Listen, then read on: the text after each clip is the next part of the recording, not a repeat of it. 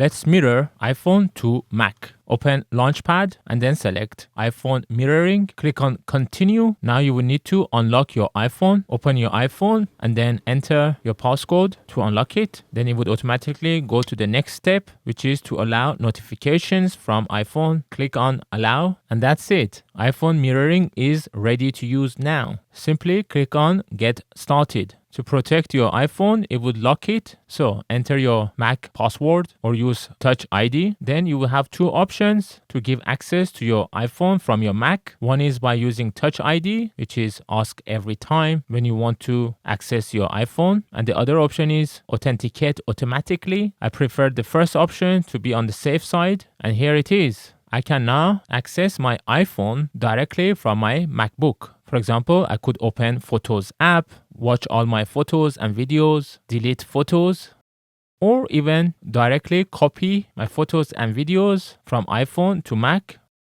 To go back to all the apps, hover your cursor over the top and then select the apps icon. And then to see the recently opened apps, hover your cursor to the top and then select this book-like icon. This would then open the recently used apps. And similar to iPhone, use your mouse to drag an app up to close that app and then click on any app to open it. Unfortunately, it doesn't allow you to make phone calls, but it does allow you to use WhatsApp, that is to text on your WhatsApp. But if you call on WhatsApp, you will need to again use your phone to talk and then you get a message saying iPhone in use.